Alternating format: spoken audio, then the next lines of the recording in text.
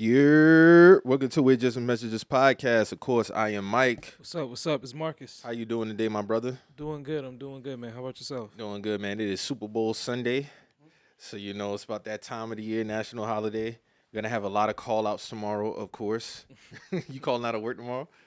I work from home, so I'm Oh, okay, so you straight. yeah. Hey, how you feel about people saying people fucking up the remote work? Man, I can see because this shit is like as far as for the federal side, they done cut that shit off. So niggas just been bragging a Been lot. bragging man. too much, Niggas right? Just bragging too much. Yeah. Couldn't let a good thing, just let it smooth sail. Niggas had to go make TikToks about how they doing all this other shit while still being on the clock. And it's like, dog, if you know about the secret sauce to getting on through with the work, with the remote work. You know what Yeah. I'm saying? You know the secret sauce for you to do what you gotta do, but also do what you wanna do. You know what I'm Right. saying? But these niggas just ain't even like they doing it. They just reckless, man. They just reckless. You're supposed to be a silent killer in this shit, man. You're supposed to move under the radar. You can't have nobody know from their point of view. You're always available. That green dot on Teams, the dot on Teams is always green. Yeah. As long as you got everything in your phone, bruh, and you got the special sauce on the computer for your shit to stay up, then I mean, if you know, I ain't gonna expose this. Right. You know, like that's how you get on through. Right. And people like they just running out with this shit, man. You're not supposed to. Not supposed to be reckless on it, dog. You're supposed to look like the model worker. You feel me? Correct. You know, that's why you still got your teams. You still got your outlook. If Give a nigga in, she take him out, huh? Thank you, man. Fuck the niggas taking the football field, whatever. What the fuck these niggas was posting? I'm talking about niggas is like on vacation. You know what I'm saying? Like niggas was propping up their pillows with glasses and hats. Glasses, on, like, that's act like some that was them. that's stupid dumb shit. as fuck, bro. And Stupid shit. like, I don't know, everybody job different, but it's like you gotta also know your job too. Like for me, I like when a meeting comes on, I don't gotta show my face. You know, if I gotta speak, I'll speak. But shit, I could be on the phone doing that. You know what I'm saying? As long as I'm in like a quiet area, them will assume that I'm You straight. good. You know what I'm saying? So, I did see that be a big conversation this week. I just wanted to know how you felt about that because Man. niggas like, man, niggas done fumble damn remote work. yeah, they fucked the game up. Them People boys had to go back to work and shit. I really don't give a damn. I maybe I don't know because I had never worked from home, so I wouldn't know what it feel like. Me personally, I don't know if I would like it for that long, depending on what I'm doing. Because it's like, bro, eventually I got to get outside, do something, have some type of human interaction. But here's the thing: is working from home, you can do all that. Like my nigga, you can wake up, and depending on how your job is, of course you're always gonna have to do your little morning work, same routine, whatever the case may be. But bro, you definitely gonna get a chance to walk out, go drive, run some errands. You know what I'm saying? You're gonna have all the time in the world to do that. As long as you just gotta finish your work, and then because I don't give a fuck what nobody say. Nobody works 8 hours straight on their job unless this like it was just one of them weeks. You know what I'm saying? Especially working from home. You don't work all 8 hours. You know what I'm saying? So there's gonna be a good bit of downtime for you. You know, if there's a project or something, yeah, you gotta crank it up. But for the most part, you do your daily. Especially depending on what your 8 hours are. Yeah. Like whatever. So like me, like I work 6 to 2:30, and if I got to work overtime, I come in at 4. But even then, bro, that shit be like by the time 12 get here, they damn near over, bro. Cause I go to lunch at 12. I come back 12:40, 12:45 type shit. 2:00 is here. That's it. Yeah, there's nothing else to. Yeah, I'm packing that shit up. So I guess it depends also on what time you coming into for your 8 hour. Because people be saying certain stretches just be dragging for them. I guess it depends on the person. Yeah, and then also. But I did see that though. A lot of people were shitting about that. Yeah, man, I'm gonna fuck the game up with that one. But to bring y'all ass back into the office. Yeah, but y'all done fucked the game up. But there are still some remote jobs where it's like my job is remote, and the company that I work for is in Ohio. You know what I'm saying? Like they. Oh, okay. You know what I'm saying? You straight? Yeah, I'm straight. I don't gotta come in. I don't gotta do shit. All I gotta do is just do my job. You know what I'm saying? And make sure I do it well. And shit, that's it. Anything else they really don't give a damn about. So Yeah, man. So yeah, that was definitely some funny shit that I seen. I went to the grocery store this morning, seen eggs was $9 now, Shit, and it was none in that bitch. where you go at? I went to Publix. See, man, I go to Food Line, bro. I go there too. I mean, I got eggs, but I was just going in there Oh, just to go. Oh, okay. to just to pick up a couple of things. So Okay. don't get it twisted now. I still be going to Food Line. About to Somebody say, told me- don't turn your back on Food No, Line. hell no. Somebody told me to shop at Aldi, but I ain't never been there. Me either. They got an Aldi right there on Between on Latson, like all the way down Latson. Oh, they do? Yeah, Yeah, the one I know is on Main Street across from the Truist, yeah, and then there's another Aldi. next to that car wash. Yeah, I know what you're talking about. You know what I'm talking about? Yeah, no, that's like on that, like right there, right before you get all the way into Main Street. Yeah, Mm-hmm. but yeah, there's one right up there on like if you on Latson There Road, is you one go- on Latson. Yeah, it's right there. I've never been there neither. I never been inside Aldi. I heard they shit straight though. I'll test. I'll see what it's. I never shopped in there. What one of them stores is the organic supermarket? The one here, the one in Somerville, I think is the farmers market, and the rest are like Whole Foods. Whole Foods is yeah. I ain't never been inside Whole Foods, bro. I've been inside Whole Foods plenty of times. Whole Foods cool. So it ain't like no regular grocery store. Nah, it's all organic. They don't really. I mean, I think they got. I know they changing out their food every 2-3 days. Yeah, probably so. They That got, shit gonna go bad. yeah, and they got a lot of like cold pressed drinks in there. That's really good. I gotta go in there and see what the fuck they got going. They got a on, hot bro. bar in there too. Oh, for real? Yeah, that shit straight. I done been there for low key kind of expensive though. Low key kind of expensive. Like last time I went in there, they do food by the pound too. So you just gotta. That's really what it is. You just gotta peep. If don't load up on the shit. You know what I'm saying? Like get a good portion, but you also gotta watch your weight on the shit. You know what I'm saying? Because them boy will tax you. Mm. But farmers market in Somerville, right by it's like a little bit past the Aldi's. It's in the same plaza as the First Watch, the little breakfast place. And it has, like, a Oh Petco yeah, I there. know exactly what Yeah. you talking about now. Yes, Mhm. they do got one over there, right across. Cause Buffalo Wild Wings is over Yeah. there. Mm-hmm. Yeah, facts. I know exactly what you talking about. Cause the new Buffalo Wild Wings is over there. Mm-hmm. That shit pretty. When I went over, I never been in First Watch though. People tell me First Watch is good. I've never been there though. People a lot, but I went to a First Watch in North Carolina, and that shit was ass. Maybe it was just the way people was cooking. That food was terrible, bro. Like my pops because I went up to my pops crib and he had put me onto it. So I was like, all right, I'll go check it out. Yeah. Man, I went to that shit. That shit was horrible, bro. So I just never been, to it after that. But people tell me it's good. Maybe that's just the cooks up there. But Paige's Okra Grill is super fire.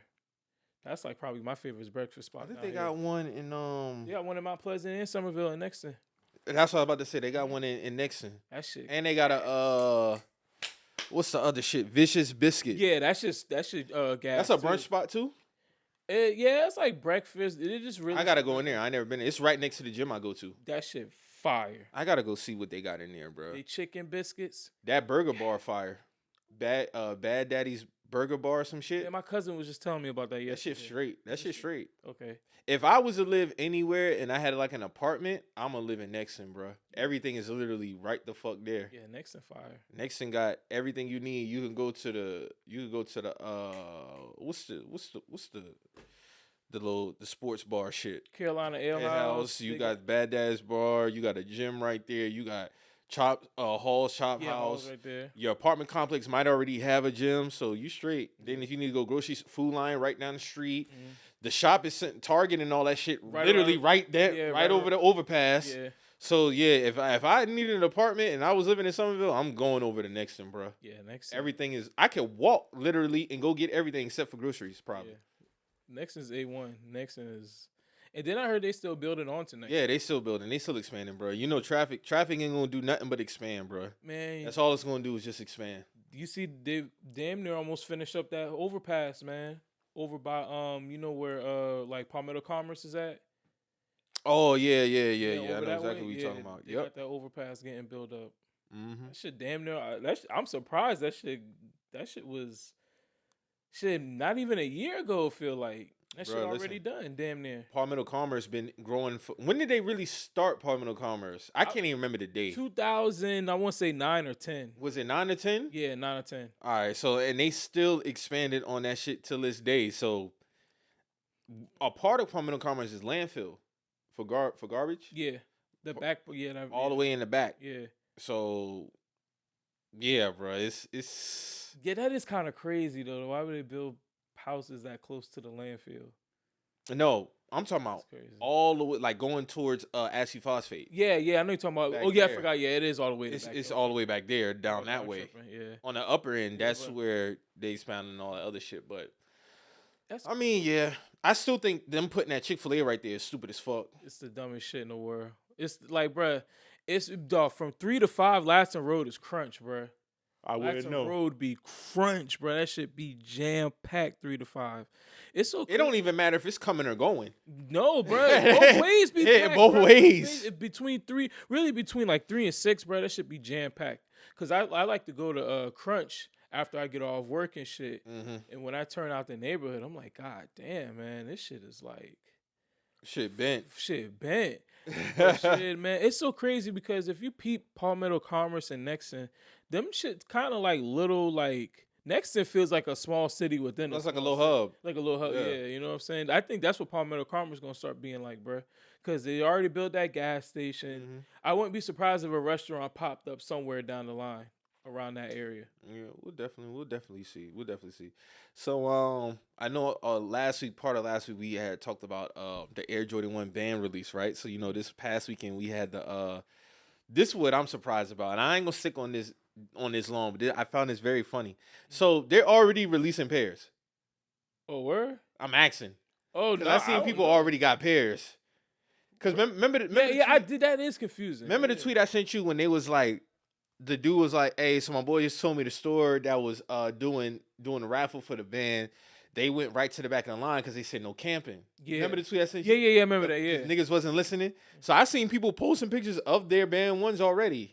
Oh shit! I thought for them shits released next Saturday, bro. I'm tripping. I thought them shits came out this week. Nah, this weekend was the 5s. Oh yeah, this weekend was the 5s. I thought low key, I thought both of them came out. Cause you know what? I started tripping. You know why I thought that? Because of that fucking tweet that you sent.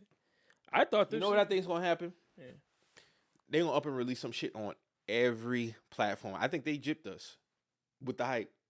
So then you think this shit gonna be open? I think that shit gonna be JD, Finish Line, sneakers, all that shit. I could be wrong, but I think, like, bro, I think they really just is like driving up the hype. Cause even look at the prices, bro. The prices done went. I remember in January, them shit was around $2K. Yeah, them shit's down like $400 now. But they ain't dropped yet officially though, so we don't. That's good though that they driving now. Yeah, that is good though. But I think they really gonna be like, all right, it's not really 10,000 pairs. 10 million pairs, some shit like that. That'd be crazy. But. And since when did they start telling us how many pairs of sneakers are gonna be out? I never known that to be a thing. Like when I seen the 5s drop, there's the rumor to be around 546,000 pairs. Like since when did they start telling us that they got pairs available? I didn't know that to be a thing. I mean, they used to do it for very limited sneakers. Limited, yes, but like general releases. General releases, nah. Why the fuck I need to know if there's a million pairs or not, bro? I don't care about that. Yeah, as long as my store got it, shit, that's all that matter. Yeah, but I did see some releases. Niggas was fighting in Somebody got shot in Texas, I think. Was it Texas or? Yeah. Hold on, I think it was. Texas. It was Texas or somewhere. I don't know where the fuck it was at. Texas. Somebody got shot over them 5s. Niggas talking about they restoring the feeling. I'm like, nah, don't bring that.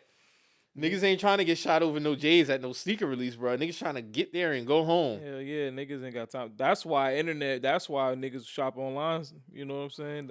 Hold on. No, this was in Louisiana.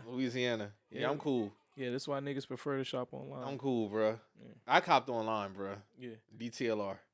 So that in-person shit is cool. I'll do in-person if it's like guaranteed. Yeah. I'm not, because back then we had no choice but to go to the store. Mm-hmm. So the only thing you could tell yourself, like, man, I'm shit, man. I don't waste gas, come up here. Yeah. Nah, you don't got to waste gas. Yeah. You cop online. See, now the 5s was just everywhere. Yeah. Everywhere. But I think they really going to be like, all right, bro, like, we got y'all. Everybody can have access. But I seen people posting their ones yesterday. Man, speaking of the 5s, bro, niggas was telling me that the city was on them shits, man. What you mean? Like a lot of niggas had good. Niggas was like, you know how you say like you could have. I mean, online you probably could have, you know, copped the fives. I'm assuming, but like in person, he was like niggas was on them shits. Like niggas was in person, like niggas was, you know, grabbing them shits, bro. They wasn't like them shits was flying out the door down here. You know, Like they was flying off, like niggas ain't had a chance to get them. yeah, niggas ain't had a chance to get them. Niggas was buying them shits, bro. Oh. You know what I'm saying? It wasn't one of them shoes that, you know, was sitting, you know, maybe online, maybe, but like that's what I'm saying. Like in the streets, like in Charleston, niggas was copping them shits. I seen a nigga on his IG. The nigga had about 2 or 3 pair of them shit. I can see that. The last time I copped 2 sneakers in person was the Cool Ray 4 2019. Mm-hmm. I went to Champs and I got a pair, and then I walked down to Snipes, which at the time was Jimmy Jazz, and I copped a pair. And I was like, shh, that's smooth. Like this is like, you know, back then when you could just walk in and go get some shit. I remember I used to hear from the older dudes. I'm like, bro, I remember it could be 12 o'clock in the afternoon. You talking like 2000, 2001, 2002, and go cop Space Jam 11s. 1 o'clock in the afternoon, bro. They used to have like people waiting in line back then, but it wasn't like flying off the shelves type shit. Yeah, and bro, you gotta think the inventory back then was crazy because it was so much shit coming out, but it was a lot of shit that been sitting on the shelves back then, bro. If you look at a lot of those old videos and shit like that, you see a bunch of shit just sitting on the shelves. Mm-hmm. Like I remember going to R&M Sporting Goods, bro. This had to have been back in 2006, bro. They still had an original cement 3s. You know what I'm saying? I think the 2001. You know what I'm saying? Back then, shit used to just be laying around, bro. Retros came out, but retros weren't like, you know what I'm saying? Like there was still other shit going on. Like when retro still came out, like when niggas retro, like the first retro set of retro J's that came out, like they were cool, but a lot of that shit was sitting. Mm-hmm. A lot of that shit was getting put on sale. You feel me? Mm-hmm. And it wasn't until, you know, recently it's like, oh shit, we needed, well, not recently, but like, I would say like maybe 2000, when the internet first come, like 2005, 2006, that's when niggas was like, oh shit, niggas is wearing old sneakers now. You know what I'm saying? Niggas is still got the mic, you know, still got the Jordans from 2001 and it's 2007, 2008. To me, that's when it felt like that shit, when Nike talking shit started revving up. That's when I felt like that's when that shit really got popular. But I remember seeing people talk about like, yo, them shits used to just sit, like, you know, you could get a pair of 6s, you know what I'm saying? Like you say, you bro wake up in 2001 and go get a pair of Space Jam's 11s. Mm-hmm. You could have woke back up and went to Foot Locker in 2004 and copped you some 9s on sale for $60. You know what I'm saying? That's some shit now that's probably worth like $300. Mm-hmm. Facts. Yeah. But yeah, it's just and you already know this month gonna be a blitz anyway, because next week the ones drop, and then that Saturday the Black Toe ones drop, reimagined. Why they do that? And then after that you got some Kobe's releasing, and you got some, I think the Lucky Short 3s released this past weekend. Those are actually cool. Those actually wasn't bad, but if I could cop it on a discount, I'll get it. That's a discount cop. Other than that, I'm cool on it. I want to say there was an original design of that sneaker though that I seen, like a sample, and then they got rid of that because it was something on the tongue, and now there's nothing on the tongue. It's like more so plain, but it's a good clean sneaker. Yeah. But if I could cop it on discount, I'll cop it on discount. But I did find that very interesting. I'm like, oh, so niggas already got their Air Jordan 1 band. Then I see somebody post. He must be some nigga who higher up. He had some Royals with the same Air Jordan 1 tag on it, like the bread, like the. Yeah. But we ain't seen no release for no Royals coming out. I found that interesting too. I don't know who dude is, but I did see that shit on his story. Okay. He had the breads and he had the Royals, so I'm like, all right. You think the Royals gonna drop later this year? I don't know. It's the 40th anniversary, man. You never know what the fuck gonna happen now at this point, bro. We done seen so many surprises. At this point, I'm not surprised with anything that happens. The promo done been ran the fuck out. They doing all type of crazy shit. Yeah. All-Star Weekend is next weekend. Ain't no telling what. Yeah, what drop. Yeah, what may drop. Yeah. Also, shout out to 2012 All-Star Weekend. That's still the best sneaker release ever. That weekend. Classic weekend, bro. They shut that shit down. My boy was down there. They said they just opened up a random store on a Tuesday and just started releasing shit, bro. They had to shut that shit down that Friday, that Saturday. Real shit. Orlando 2012. That was a Galaxy pack. Yeah. That was a Galaxy pack. Damn, bro, time flies, man. Bro, niggas was selling they cars. God damn, bro. I remember that shit. Mm-hmm. And here's another thing. The Galaxy phone release, right? I seen resale nigga post like 900, 800. First of all, I feel like that sneaker you should have kept in 2012. Yeah. I'm not rocking on Galaxy phone in 2025. That's just me personally. There's some class, but I feel like for that time, it was good for that. Like, if they was a re-release to LeBron, no. The KD, no. The Kobe, no. Like, those were specific for 2012 and that Galaxy theme. Mm-hmm. I had the Big Bangs. Yeah. Those were, that was the one that was really sought after. That LeBron Big Bang, yeah. I loved that sneaker in that time. I sold that shit like a few years ago, bro. Yeah, it's not. Yeah, like, I can't rock a LeBron. A lot of LeBron shoes didn't age well. I said this before. Like, really, my favorite models is the 4 and the 7. The only one that really aged well for real is the 7 and the 1. Yeah, the 1. I still like the 2. The 2, you could pull the 2 off. The 4 is is so fucking bulky. I pulled this shit out. I'm like, damn, it's a bulky ass sneaker, bro. That sneaker was heavy as fuck, bro. That sneaker was heavy. I got the All-Star birthday, all them shits, but I'm like, damn, bro, like you really can't like rock this shit like in 2025. You got to do it like basketball shorts. You know what I'm saying? You got to do basketball short t-shirt type swag with that. That's the only way you really, because you can't pull this shit off with no jeans or no shit like that. That's a bulky sneaker. You know what I'm saying? That's a suit, or maybe it depended on like the silhouette of your pants. Not jeans, but pants, because, you know, you could maybe funk it like that. But for the most part, you really just going to do that with some nice basketball shorts. Facts. And a white tee. You know, that's a good summer, spring day sneaker. You feel me? Go do that shit. That shit bulky as fuck. But the 7 aged very well. Yeah, that's 7 a great sneaker. 8 kind of sorta. Like even when they re-released the South Beach, I was like, damn, that shit don't really have that same feel it did when it first came out. Because I remember when the picture dropped online and LeBron was at his press conference in Miami for when he announced. I was like, bro, what the fuck he got on his feet? I was like, bro, them the South Beaches, them shit about to drop.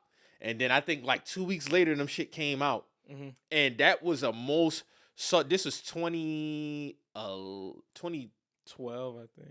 No, the South Beach came out 2011. Yeah, 2011. Because 2012, the 9 South, but then it had the same oomph as the 8. The 8 was the one. Night and day.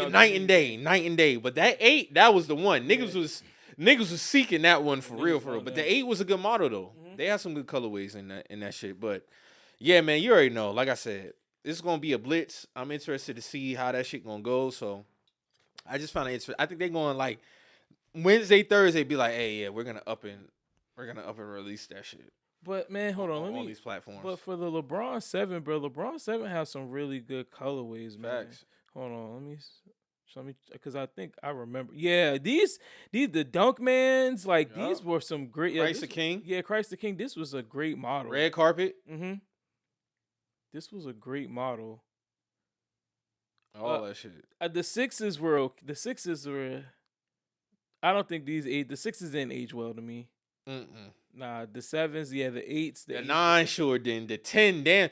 Everything past 9, dub. Yeah. 15 was kind of acceptable. The 15 is probably the only one post 9 that's like, all right, I could probably fuck with it. I don't even think I could fuck with the 15, man. Only look like the 15. I think. Hold on, let me see the 15 again. Nah, I can't fuck with the 15. These are good. These are great hooping shoes though, but I can't fuck with the 15. Yeah, bro, that shit was kind of like, I'm kind of cool on that. Yeah, I'm like the first LeBrons. I like the first 3. The first 3 just remind me of my childhood. So yeah, I'll probably grab a pair because they're going for the low right now. You gotta grab some before he retires, dog. You gotta grab some because once he retires, them shit's going up probably. You think so? You think them shits will go up in value? You don't think so? You don't think maybe 3 years down, or it's just he been releasing some of his classic shits though, so he might release them. Like he re-released the remember he re-released the LeBron 4 graffiti. Yeah, remember he re-released that. And I got that under discount too. Yeah, like months down the line, that shit I got that shit under retail. Where? So LeBron will probably bring back a lot of his shit.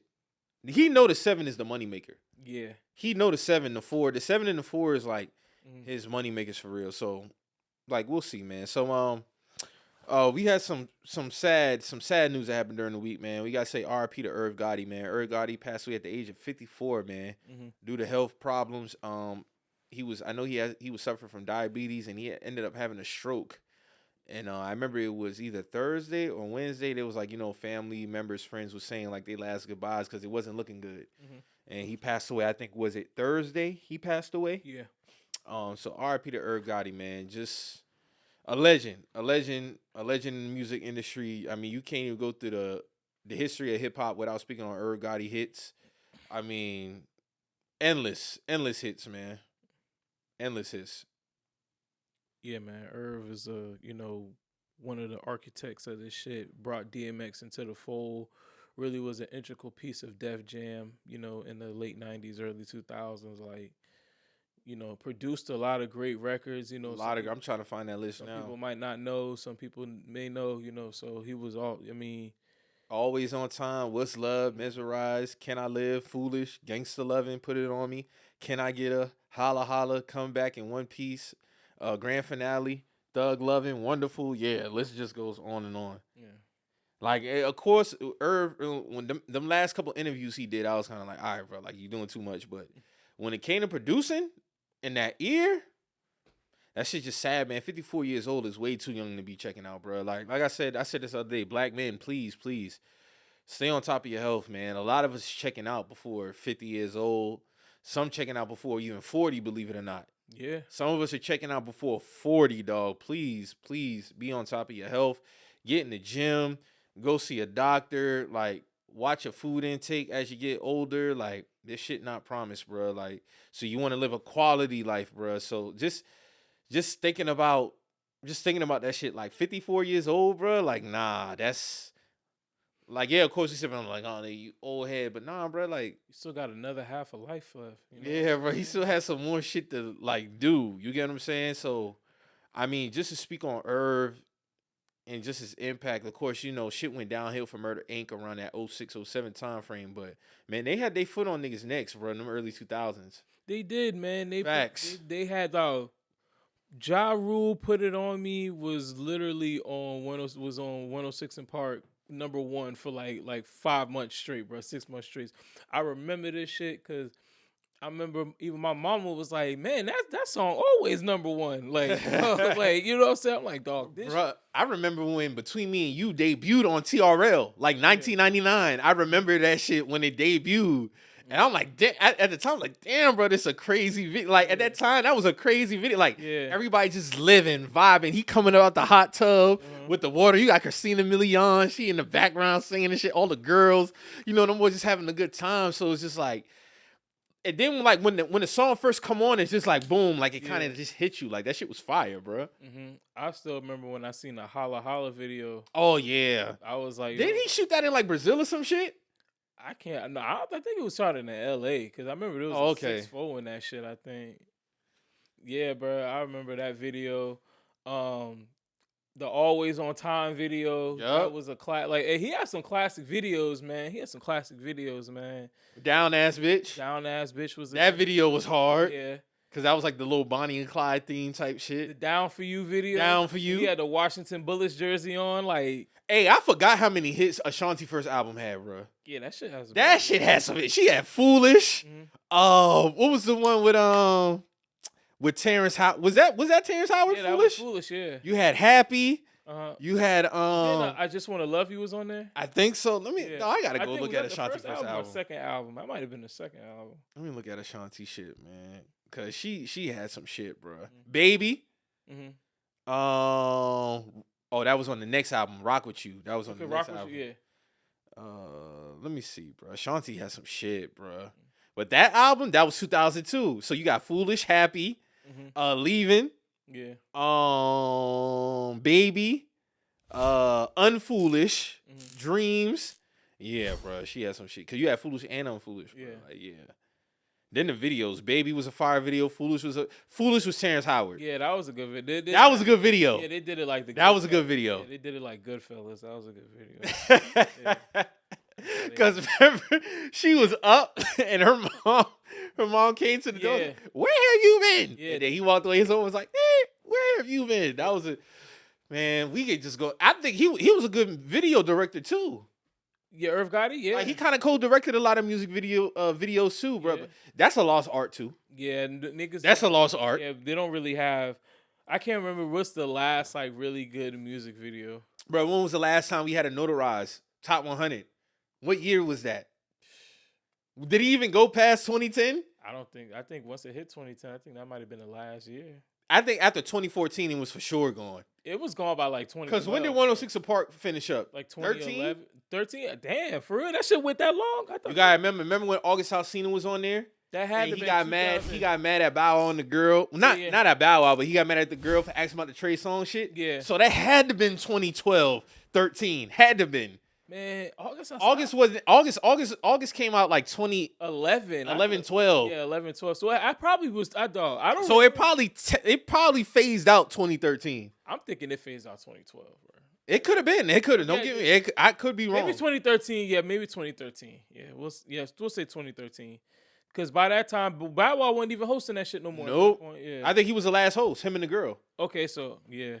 And then they got that shit up out of there, bro. But just music videos in itself, because that was the way you promote your album, really. Yeah. The music videos was the ones that really did it for your album, bro. Yeah. And also, we spoke on this before, dog. If you go look at a lot of older albums, if you look at the single releases, a lot of single releases were either way before the album or way after the album dropped. Yeah. Like a single for I think One Chance by Biggie was 95, that single. Yeah. Mind You, Ready to Die came out 94. Yeah. So back then, the music video was your promo, a single was your promo. Now it's we looking for them shits Friday morning, 12 o'clock. Yeah. But prior, people was not really building up the shit no more. Nah. They kind of just, they doing? They announcing when the album come out. And then they'll use that week to go all the way up to that Right. Friday. It's not a month lead up. Yeah. But even back then, they worked their albums for a year at least. At least a year. These niggas worked their album for that 1 week and maybe a little bit of a tour, and that's it. But see, back then you would have the single drop. To be like, oh yeah, album coming. Yeah. Let's say Country Grammar came out when? What was it? March 2000? April 2000? Yeah. It had to be in the early 2000. I remember. Yeah. The album came out June. They was working that single. They've been working that single. Then you had, after that album came out, EI came out. The single came out after the album dropped. Yeah. You get what I'm saying? And that boost the sales. And it just boosts. That's boosts what the sales even more. That's what they used to do. That's what they used to do. They would have one banger because you got to drop a banger single. Yeah. You just can't announce an album you don't have a banger. So the single would just be, oh shit, damn, kick down the door type shit. But now it's different, bro. When the last time we seen a dope music video? They still give out that award. I heard A$AP Rocky had a dope video. Yeah, they got snubbed at the Grammys or something. Yeah, he had a cool video for Taylor Swift. He had a cool video. I remember particularly when the Carter 3 was coming out and they released Lollipop. Man, I remember that. That was the first single. Yeah, that was the first single. That was the first single. And that was 07 too. And that album didn't come out till 2008, I don't think. I think that single dropped January 08. I could be wrong. I think Lollipop dropped January, February 08, bro. Because that album came out around. We can look it up, but I think the album came out June 2008. Trust me, I know. It was around my birthday. Yeah. It was I'm about to say, I think Lollipop came out in Yeah, you had to look that shit up, bro. Look that shit. I think it was 2008. It had to been early 2008 because I remember that shit was going crazy on MySpace. Yeah, that shit came out March 13th, and the album came out June 10th. So June 10th, March, April, May. Dog, a Millie. Right. Dog, you got this shit had 3 singles come out. Wasn't it a Millie? Didn't a Millie leak 07 though, or was it early 08? Dog, I feel like a lot of these songs kind of leaked early. But what's the single release date for a Millie? April 23rd. We heard it before then. Yeah, we heard it before that. We heard it before then. Got Money came out May 27th. This nigga had 3 singles before the album come out. And you gotta think this 08. Yeah. So as time goes on, you gotta think even before Drake's debut album, bro, we had what was his leading single off Best I Ever Had. Best I Ever Had. And when was that? That was early 09. Early 09. Was it before So Far Gone? Or was it after? So Far Gone was on the mixtape. And the mixtape was February 09. I want to say it was before it. I think if I want to say it was maybe it might have been before it. And then that was kind of the lead single for the mixtape, and then the mixtape dropped. Right. Yeah. But yeah, that shit had 3 singles before the album came out, bro. Right, that's what I'm saying, bro. That's what you gotta appreciate. Like Irv, Irv was he was a demon when it came to shit like that. Yeah. Promo, videos, just like the way that he put on for Murder Inc. Like Murder Inc. really was a stamp for real. Yeah, that's what I'm saying. It solidified Def Jam in a major way. Right. Murder Inc., Rockefeller, Rough Riders solidified Def Jam. You know what I'm saying? Like, got them back into the glory days. That was probably the last of the glory days for that record label. You know what I'm saying? That record label been around for a long time, but that right there was his absolute peak. Even though Run DMC had this shit, when that era when them 3 was running that shit between 97, 98 to like 2005, 6, was killing that shit, bruh. That 99, the 03 run though, That crazy, legendary, crazy run for Murder Inc. Legendary. Them niggas was everywhere, bro. Mm-hmm.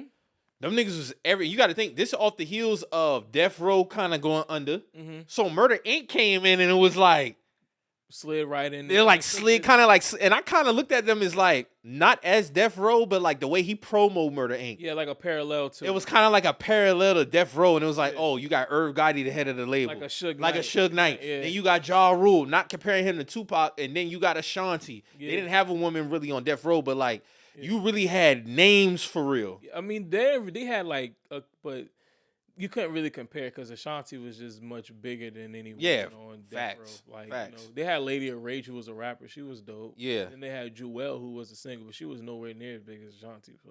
Bro, I gotta go back and look at Murder Inc. roster, bro. Like that shit. It fluctuated because I remember one time Nas was about to sign in Murder Inc. I do remember that. But here's a crazy story about this shit. And Jay-Z's a funny nigga. So right, go ahead. This is around the time where because Irv, I told the story, this is around the time where Jay-Z and Nas was beefing. And Irv Gotti was like, hey, Hov, I'm thinking about signing Nas, the Murder Inc. And Jay-Z was like, why would you, I think I he's telling this story. Go ahead. Why would I don't rock with dude like that? And me and Irv and Jay been rocking for a minute. Facts. And so he was like, I think it's smart business move, such and such. And Jay was like, okay. So then Jay-Z turns around and does the Reebok deal and signs 50 and gets 50 Cent on board. And then Irv was like, yo, what the fuck is that? And Jay was like, it was just business, right? Bro, I remember he told that story on Drink Champs, bro. I was like, bro, that's funny. I was like, bro, that's funny. I remember that story he told on Drink. That was funny. Yeah. Yes, I do remember that. And you got to think, Ho was always about business. Like, him and 50 ain't had no beef. They had their little shot or whatever. Like, when, it's like, I'm about $1. What the fuck is 50 cents? All right, cool. I do remember Irv telling that story, though. Yeah, think about signing Nas and Murder Inc. Yep. That was crazy, bro. They were supposed to go on a longer run until they got hit with that indictment. Mm-hmm. But, because I remember, what was that song, man? That song that Nas, I forgot the name of that song. It was Nas and Ja Rule. It was like the lead off. Let me see. For this nigga basically like announcing himself signing the Murder Inc. and shit. Let me see. I forgot the name of the song, man. I remember the music. I remember the music video all in my head. Was it The Pledge? Yeah, The Pledge. With yeah. Ashanti. Yeah. Yeah. That song been hard, bro. Yeah, bro. That was a time, bro. Like 2002. Yeah. Nigga, that was 23 years ago. But dog, he chose to do that right in the middle of the beef. The beef sizzling. No, dog. that shit was sizzling because Blueprint 2, I don't think had came out prior to this song. I think because Blueprint 2 came out like November. Yeah. It could have been, and so this song had to be earlier that year, 02. Yeah, this is peak of the beef. Yeah. This is coming off Ether. Yeah, going into 02. You get what I'm saying? Like and all that shit. So yeah, he was tripping, bro. Yeah, he was tripping. He had to know who was gonna feel some type of way about that, bro. I mean, but Irv is just, as far as label heads and being a black, label head, owning his shit, he was, very, influential Facts. for a lot of guys, you know what I'm saying? So you got to give props to him as being one of the few black head label owners. That's one thing I always appreciated about the Rough Riders, Rockefellers, Murder Incs. You know what I'm saying? There was always, a black man at the forefront, Right. Really shaking and, showing niggas how to really, do the business right. They were stand-up guys. They had good, good ethics and qualities on the business end. Irv was a little wild, to an extent. But as far as being business-minded in the music game, he was one of the best at it, dog wasn't really taking no shorts. You know what I'm saying? No, he wasn't. Like getting the Him and paperwork. Dame was close too. Yeah, you know what I'm saying? Them boys was real tight. Especially when they did the Rockefeller Rough Riders tour. Yeah, because Ja Rule was on that tour. Yep. Mm-hmm. Yeah, that's crazy because that's backstage era. Yep, backstage, 1999. All them boys went on tour. Mm-hmm. Method Man, Redman, all them boys went on tour. That was a crazy. That was a crazy time, bro. Yeah, you gotta think like Ja Rule, Irv Gotti, and Ja Rule was like they meshed perfectly, bro. Mm-hmm. Like anytime Ja dropped in them early 2000s, it was flames. Yeah.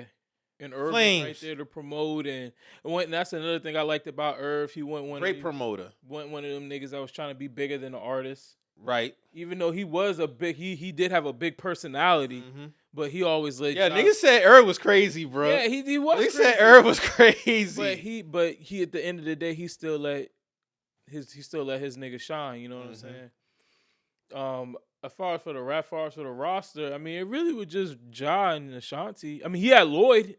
Lloyd came later. Yeah, I'm looking at the roster now. So they had Ashanti, Black Child, Charlie Baltimore, Cadillac Ty, Ja Rule, Vita, Nemesis, Jody Mack.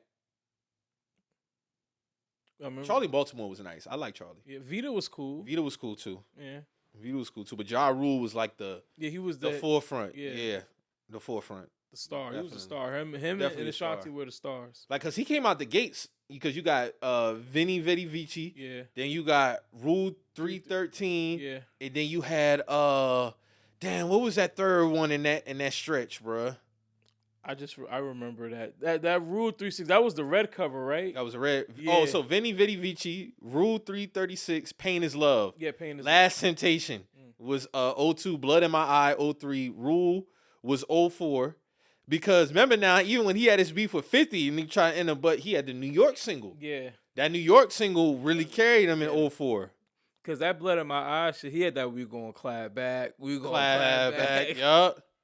That shit been wild. Last Temptation was good too because you had Thug Lovin', Mesmerize, Rain. Pain is Love, I think, was like his one though. Yeah. Because you had Living It Up. You had Always on Time, Down Ass Bitch. Living It Up was tough. 336 had Between Me and You, Put It On Me, 6 Feet Underground, I Cry. Man. Vidi Vidi Vici had, of course, Holla Holla. But I think Pain is Love was the one, though. Bro, Living It Up probably my favorite Ja Rule song, bro. That shit fire, That shit so fire, bro. That shit so fire, bro. Them boy laced that shit, dog. Laced it. That's probably my favorite Ja Rule track.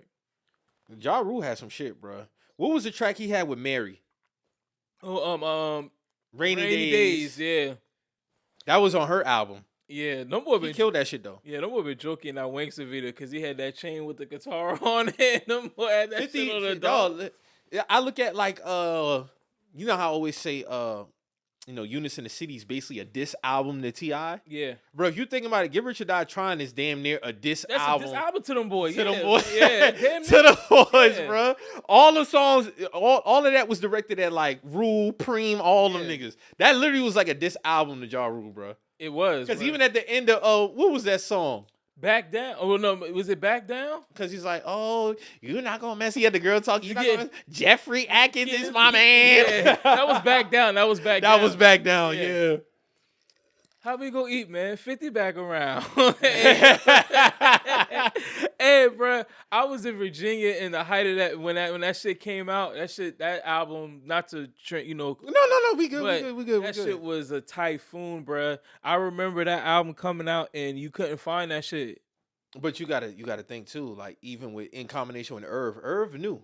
Yeah. Remember he tell a story about when they first heard In the Club. Yeah. Dude. And he was in his office and he looked back at everybody. He was like, we have a problem. Yeah. He's here. Because you got to think, 50 was supposed to drop in 2000, 99, 2000. Yeah. But his album got shelved because, street politics and all this other shit. He had just got shot, so he had to revamp. But he was supposed to be out around the time Pain is Love, Vidi Vidi Vici, Rule 336, all this shit. Niggas thought he was done. Yeah. So 03 come, kick down. Because you got to think, In the Club drops like January 03. It's over after that. Top of the year. It was over. The album drops February 7th, 2003.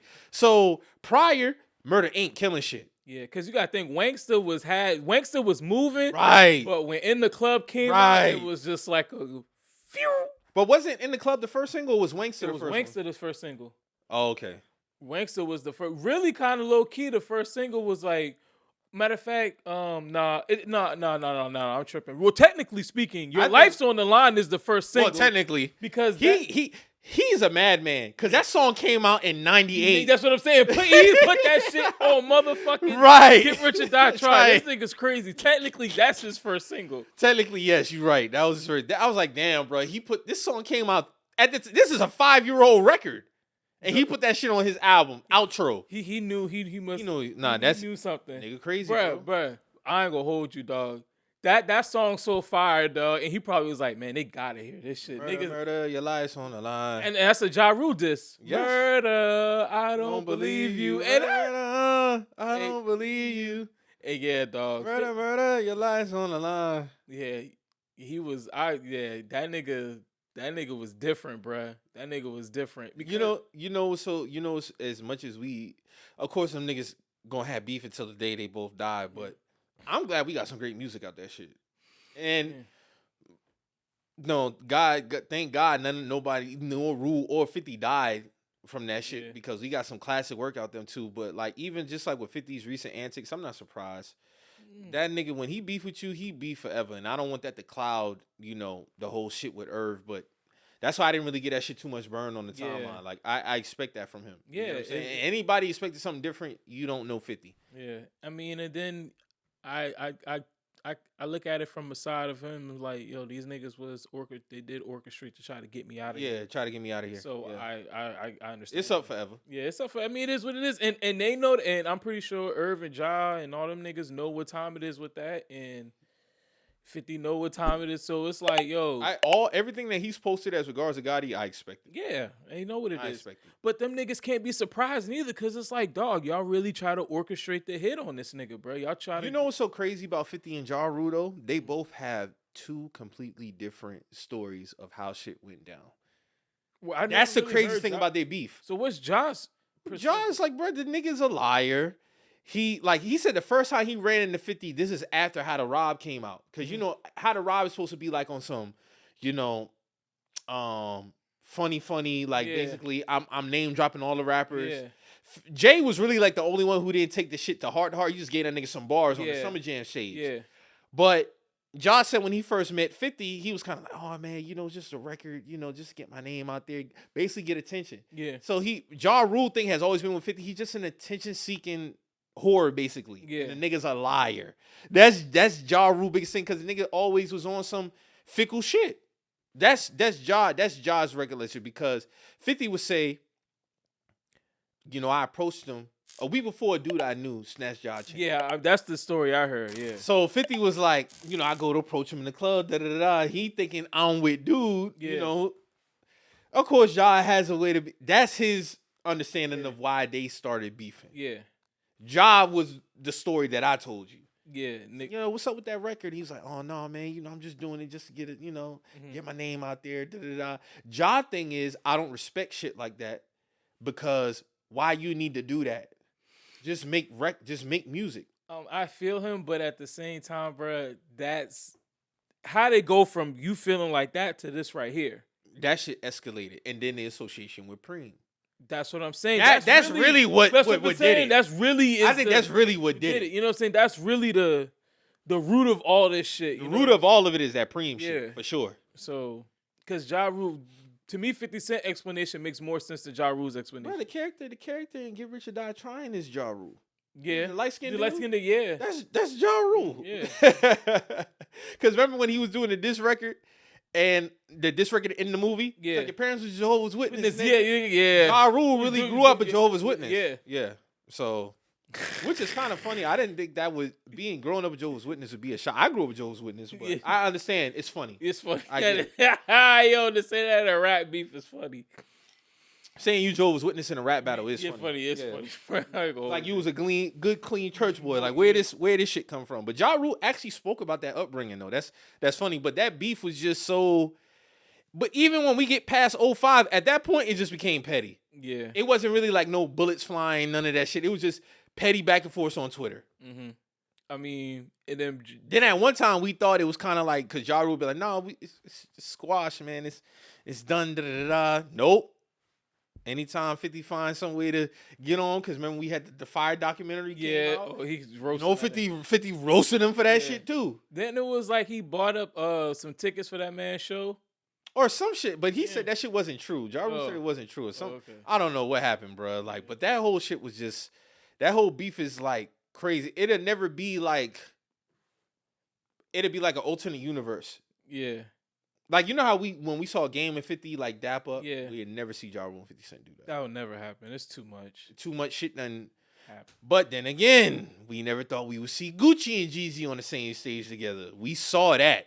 I put that on the same level as Ja Rule and 50 Cent. I don't know about you. Yeah, but I never thought bodies was lost behind that. But the thing with that is with their whole thing is it's kind of funny because they've had moments where they have tried to like piece it up. And then Gucci would just go left and be like, man, fuck this nigga. You know what I'm saying? Like, remember when they had the Trap or Die 2 song with Gucci, Jeezy, and Bun B? Yeah. So they've had moments where they've tried. There's never been a moment where Ja 50 have ever tried to piece it up. Mm-hmm. It's never been a moment of that. With Gucci and Jeezy, they've had moments where they've tried to piece it up, and Gucci just be like, man, fuck that nigga. Mm-hmm. Yeah, but Irv, you can definitely see from the love and support. A lot of people he rock with. You know, Jay Prince, he had a post with him, Preem, Irv Gotti, and somebody else. I can't remember. But, hey, man, history, man. RIP condolences to Irv Gotti, bro. Yeah. Legend. Staple in the game, bro. 50 also had some issues this week with Meech. That one right there, I can't give 50 no burn, bro. That one, I can't give him no burn. I understand the Irv Gotti one, but this one, no. Because 50 just being petty, in my opinion. Like, now all of a sudden, Meech a rat. If that was the case, bro, why would you dedicate 3 seasons to doing his story? This is all about this Ross shit, and he ain't gonna say it. That's what I'm. But Ross had me tripping. He was like, let me see if I can find that video, bro. Because this nigga. And here's the thing, like, for his great, 50 is a great individual as far as business. Mm-hmm. Like, you can't tell a story of hip hop without 50. But 50 is just so damn petty, bro. And it's like, my nigga, to turn on Meech like that, then you posting the text message between him and his son, it's like, come on, bro. Here we go.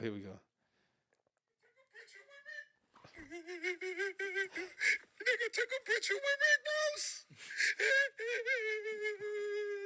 You like a hoe, nigga. Put your back against the wall and just slide down. Boy, that shit was hilarious. Ross really the only one who really keep it like at jokes. Yeah, like he gonna roast 50, but on the jokes. Like it's like, bro, it's unnecessary. Yeah. So now you're gonna what loyalty does Meech owe you? All he did was take a picture. Now, Terry, I can understand his gripe with Terry when he took the picture with Preem's son and shit like that. Yeah. That one is but Meech, come on, bro. Then when his son texts you, you post that. Mm-hmm. Yeah, that was it. That man was like, man, fuck Ross. But you know what I'm saying? But even when he said fuck Ross, I know what he meant. Yeah, he basically meant Ross aside. Like, yeah, you making this about Ross, my nigga. Fuck Ross. This ain't about Ross. Yeah, it's not. It's not about that. And it's like my whole thing is, bro.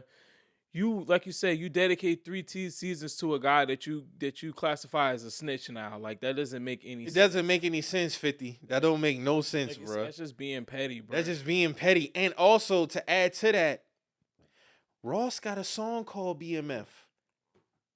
He been shouting out Meech, bro. He probably been there the whole time, bro. Like, why? Like, what happened to, like, hey, bro, like, I just rock with both of y'all. Ain't no beef. You get what I'm saying? He not choosing to one up on you by taking, like, chilling with Ross. So I don't want to see that shit get out of pocket either. But 50 know he wrong for that, bro. Like he ain't keeping it 100 when it came to that. Because this ain't about Meech being a rat. It's not. And I think Meech, you know, I think Meech lives in Florida now too. So it's like, bro, come on, man. Like it's obviously that he had a relationship with this nigga too as well, like, and what you expect him to do, be like, nah, man, fuck Ross, you know what I'm saying? People saying, like, nah. People saying, 50 gave Meech an opportunity. He kind of like put money in their pocket and all. Yeah, true indeed, he did do that. Ross did the same thing too. But what does that have to do with taking a picture with Ross? Why automatically? So I'm in debt to you forever because you did a show about my life story. And no offense, after season 1, I'm not trying to conspire with Ross to go against you. We just cool. Yeah, this my man. This nigga made a song about me in 2010. Nope, no niggas was not shouting me out in no song in 2010 like that. You know, the most I had was Jeezy. You feel me? And this nigga made a smash anthem called BMF. BMF. Come on, man. Like that nigga, no boy probably locked in like this, man. Facts. That's some bullshit. That's some bullshit. And 50 know that's bullshit. And the thing I don't like about that is for him to, you can't be the nigga that give opportunity, and when you give opportunity, when somebody do something you don't like or disapprove of, you snatch it away, or you know what I'm saying? That's weak. They're opposed to say, oh, what next season, little nigga? Yeah. I'm like, damn, bro. Like, all right. Yeah, that's weak. Yeah. And Meech, I knew Meech was coming like real genuine. Like, hey, bro, like. He fuck with the bruh. Yeah, he fuck with dog. Yeah. Like, he fuck with him. Like, you put him on. Like, you gave him an opportunity to act, put him in the show, but I don't understand that shit, to be honest, bro. I just feel like that Ross and Meech relationship goes further back than 50 and Meech relationship. Probably does, bro. It goes further. It definitely goes further back. So I'm not really 50 kind of he on some whole shit for that. That don't even make sense, bro. It really don't. Cause I was sitting back and I'm looking at all these posts, and typical is just like back to back. It's like, all right, bro. Like, what really are we doing? Yeah. What really are we doing for real? Shit, I mean, that nigga said what season 3? That's crazy. It was what next season, but I mean, I'm gonna be honest with you, BMF ain't been good to me since season 1. So 2 was fire. But it went downhill towards the end of season 2 when Lamar's storyline, bro. Yeah, Lamar, I'll say, yeah. They started making him super, super, super extra villain. I'm like, all right, bro. Some of this shit ain't realistic, bro. Yeah. Some of this shit ain't realistic. And I'm like, dog, there's no way y'all make a scene where as long as you keep running up Raising Kanan, bro. I like Raising Kanan. Yeah, Raising Kanan is dope. I like the storyline with that. I knew this shit with Lamar's got wicked when the nigga cut open his shit bag and poured it on the nigga. I'm like, man, this shit is ridiculous. Who does that? Who does that? Come on, man. Like, you doing mad extra. You being mad extra with that one, bro. Yeah, that's disgusting. That was just disgusting, bro. I'm like, all right, bro, we running out. We're running out of ideas right now. You're putting any rapper in there to act. Word. 2 Chainz can't act worth a damn. That's mine. Young Miami can't act. For shit. So it was just everybody, you get a role. Like, come on, bro. Everybody getting roles. Real shit, bro. Everybody was getting roles in that shit. Everybody can't act, bro. Everybody can't act. Everybody has it. Just because you a rapper don't mean that you can act, bro. Yeah. That's just what it is. Like Drake said, hey, my pops told me Mike never tried to rap like Pac never tried to sing like Mike. Yeah. Everybody got their own things. A lot of that shit don't translate to the screen. It don't. That shit don't translate to the screen, bro. But all in all, man, I hope 50 just did all that extra shit, man. He's probably not, man. We probably gonna get more of this shit as soon as something. By another month. Yeah, by another month. You know, somebody gonna mention something, he'll pop right back up again. That nigga don't never miss an opportunity. Nigga never misses an opportunity to be petty in some form or fashion. So we'll see it again. Yeah, we'll see, man. What is? Oh, we had some another unfortunate news. A plane that went missing in Alaska. They found that shit. No survivors. It crashed. No survivors. God damn. That shit sad, bro. I seen it, but I ain't really tap on the link. Damn. What the fuck is going on with air traffic control, man? I don't know, bro. So where was it coming from? Where you said Hawaii? It killed 10 people. It wasn't like a big commercial. Oh, it was a small private plane? I think bodies of 10 victims of Alaska plane crash have been recovered and ID'd. I'm tripping Alaska. Yeah, it was off the coast of western Alaska. All right, yeah, it probably was a small private plane. Yeah, damn, RIP, man. That shit's sad, bro. Yeah, that could have been a lot of. I know they say like flying is the safest way to travel, which stats say it is. But damn, bro, it's one thing that has some shit going haywire in that fucking air, bro, because it's all that's up there. That's it. You 15,000 plus feet up in the air, bro. Bro, I'm not believing that. That's not the safest way, bro. The safest way is always going to be driving. I don't think so. You don't think driving? Hell no, because you can't drive for other people. But you could be more traffic. You could be a defensive driver. It's not. It's more traffic on the road. That is true. There's way more traffic on the road. But than you in could the also air. pick it. You could pick your time when you want to get on. Like the road. all you depending on is a plane and not the fucking engine not blow out or some shit. That's the only thing you really counting on for real. Other than that, plane travel is safe. Or coming. I mean, I've ridden on a plane dozens of times, but it's like, bruh, you think about it, you can't protect. You can't. No, you can't protect yourself. Yeah, I know. That's the other side. That's what I'm talking about. Like, yeah, bro. Once you up there, you're up there. That's it. In a car, like if I see in a car, like you can't control somebody else really swerving into you. But if they swerve into me, I can at least do what I can to kind of get away from that. Whether if it's maybe stopping on my brakes, say that. You know, or I mean, at least I feel like I'm more in control of that. Yeah, I mean, if you paying attention, yes, I've seen people like really maneuver out some shit on some Fast and Furious shit. Yeah, it's doable. Yeah. But sometimes, motherfucker, you never know. Unfortunately, you got drunk drivers out here. Yeah, you just got motherfuckers speeding, reckless driving. Yeah, true. I seen somebody on a 2-lane road. We leaving work, and this motherfucker tried to drive. Mind you, now the solid yellow line means you cannot pass. Oh, you was on that back road at the airport? Right, and this motherfucker, like, bro, stay in line, bro. Where you going? Yeah, niggas be doing that. We all ain't going nowhere. Yeah. Another car come over. You gonna have to get your ass back over. Mm-hmm. Now what? All right, so in that situation, if you don't, I'm driving off on the grass, so I don't get hit. Yeah. Because that could be a ripple effect. Yeah, true. If I see that shit head on, I have to drive over in the grass, bro. I'm hell no. I'm not getting caught up in that shit. Hell no. Got to. You got to, bro, because then you subject yourself to that accident. But yeah, RIP to them victims on there. Like I said, all these plane crashes have been terrible, bro. Like I seen somebody had a dumbass tweet talking about people wasn't scared after 9/11 or some shit like that. Why y'all scared? I'm like, what year was you born? It really be motherfuckers on the app born 2010, bro. Do you know the pandemonium? Bro, we got TSA now because of 9/11. We didn't have TSA. The type of the ripple effect that had, nigga. Bro, we didn't have no TSA. No, bro. We didn't have that shit. Niggas used to be able to sneak drugs in their suitcases. Bro, you used to could take a pocket knife on a plane. Yes. There wasn't no security checks for no air because it was unfathomable for somebody to hijack a plane, bro. Yeah. Nobody was doing that. Yeah.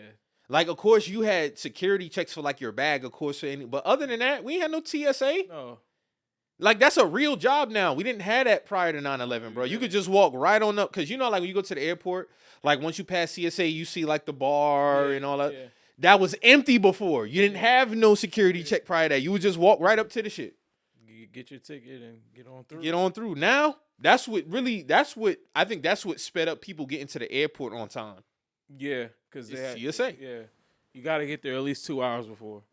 My rule, at least 2 hours before, hour or two, really 2 hours before. Bro, you do realize that'd be 24 years ago in September? That 9/11 shit? That's so crazy. That's just one of them days you'll just never forget. Nah, you ain't gonna forget that shit. It's just one of them days you'll never forget. Mm-mm. Yo, you just, And you gotta think too, like, even, I couldn't imagine, bro. I would have had to gone out swinging or something, bro. Ain't no way, hell no. But that's what they said. That's why they said that one plane crashed in the field because they was fighting. They was fighting the terrorists. Yeah, they was fighting them. Hell yeah, we gonna have to fight, bro. Fuck that. You're not about to fly this shit into no building, bro. I'm sorry. Hell no. You're not on my watch. If I get stabbed up in the process, okay, we gotta try. It's more of us than them. Yeah, we could jump these niggas. Jump these motherfuckers, bro. Fuck that. Sorry, and I'm not laughing at them, but I'm just saying, like. And I don't know what state they could have been in on there during the. We don't know. Yeah. But yeah, like I heard that was the story of one of them. But to think that was 24 years ago, nah, my nigga, that's insane, bro. Yeah. That's fucking insane, bro. For that shit to like happen like how it happened, like when you saw the first, because I remember being in class. I thought that shit was fake. Seeing the fucking plane going to the building, and I'm just like. That's so crazy. Everybody, they stopped school for us to watch this shit. Like, this is that think about it, that's kind of insane, bro. It was. And then we all went home. Right afterwards, like, expected everybody to be normal after it's crazy some because shit like when the TV first came on, the second plane already had hit. Yeah. So we missed. You got to think. A lot of people saw the second plane hit live. Yeah, that's what I saw. See that. I saw the second plane hit live. Yeah, I didn't see the first. And when it first hit, if you go look at like old news, like live coverage, people thought it was a bomb. It was like, nah, I think that was a plane that just hit. Yeah. And then they was like, all right, bro, hold the fuck up. What the fuck is going on? So then that's when they started evacuating all the tall buildings in America. Yeah. CS Tower in Chicago, Yeah. Empire State Building, because people didn't know what the fuck was going on. Mm-hmm. So, yeah, man. All I can say is, man, hopefully, man, people just continue to be safe. We got to get this shit under control. It's a whole bunch of weird shit going on right now. Yeah. There's a whole bunch of shit, just weird shit going on in 2025. But as more time passes, I won't be surprised of anything. I don't know if you remember I said, I think one day we'll see an influencer as president. Yeah, I remember. Like a real TikTok, Instagram influencer as president. I think we'll see that one day. Look at where the world is heading, bro. Everything is social media driven, internet based. Like, but I mean, we gotta have some, unless they just know about politics and things like that. You know, we got Trump and we seen how that looks. Why do we want to put somebody else? Every time we have somebody who was affiliated with entertainment, they always fucking was whack in the fucking seat, bro. Whether it be Ronald Reagan or whether it be fucking Donald Trump. Like, I think we've seen enough, even though it's a high possibility of it happening. Why would we put ourselves through that over and over again? right. I don't understand that. We've got people in the office who don't have no type of political background, no type of knowledge. These niggas don't even really know how to interact with the people. Correct. They interact with the people in such a mindless way. It's like, but that's how they view people. You know, I guess being from an entertainment, like viewing people as sheep. So that's how they kind of treat them as sheep. You know what I'm saying? That's what it. This shit is just crazy, man. Because it's like, bro, we can't stoop that low as a society all the time. We can't do that repeatedly all the time just because we like somebody. Who's the best person to run the country? Correct. And I'm tired of seeing dumb shit like that, man. Like unless they're just very knowledgeable of the political space, do not keep putting niggas just because they have a social platform. It's gonna come. It's gonna come. We passed that. Trump done been president twice. But we seen what the fuck is going on twice. Like, I don't get this shit, bro. We see the shit that's being fucked up and we still participating into it. White women, white men, Hispanics. That's most populated people in this country, and that's who got that motherfucker in there. And especially white women. And I'm gonna be honest with you, those probably gonna turn around and be the people. Poor ones at that. Those are gonna be the people who turn around and shit on the most. So. Oh, he doing it now. Yeah, like. Now, granted, I don't think a lot of that shit gonna go through, but like he been showing his ass off, and he ain't even been in the office a month, and he already showing out. It's more to come. You got 3 more years of this shit. 3 more, yeah, definitely. You heard about that shit 2028 about Stephen A. Smith possibly running? That's what I'm saying. Like, what the fuck? What the fuck does Stephen A. Smith know about politics? I think he was trolling, but I would not be surprised. Man, hell no. First of all, they're not voting this nigga in the office, bro. Bro, we said that about Trump. Man, they're not. Stephen A. Smith in the fucking I can office, see him being, I can see him, and he said he would run Democratic. I can see them putting him in position to be leading candidate for the Democrats, bro. I can see it. Do not be surprised. After Trump became president, I'm not going to be surprised at nobody having a chance to win president. No, bro. I'm telling you, bro, it could be an actor, it could be a comedian, it could be anybody. I mean, yeah. We'll have no more first take in the mornings, but you know, but anything is. Hey, man, you know what? Fuck it. Stephen A. Smith for president. Fuck this shit. Bro, we done had Donald Trump as president. Stephen A. Smith gonna be worse? Yeah, fuck it. Fuck it. We might as well make Stephen A. Smith. And I ain't saying I'll vote for Steve, but I'm just saying, bro, we done had Trump as president. He can't be no worse than him. Man, fuck it. We vote for Steve, man. Fuck it. Stephen A. Smith 2028. You got my vote. Get the fuck out. You got my vote. I ain't voting for none of them motherfuckers. You got my vote, bro. Hell no. Fuck that. Yeah, my boy. Yeah, honestly, but nah. If Stephen A. Smith was on the ballot, I ain't gonna lie, I'll go right past that motherfucker. It's like, next. So, of course, I really don't want to talk about this nigga, but I know it was some.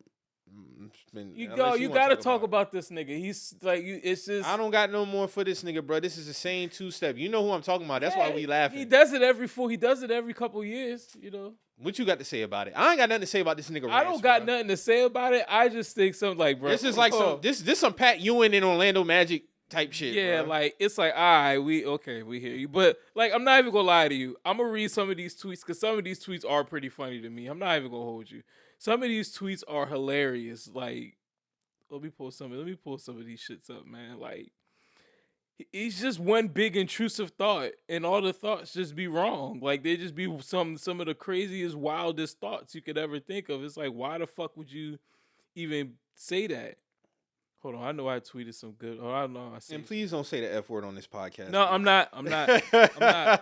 Please don't repeat that word on here. I'm not.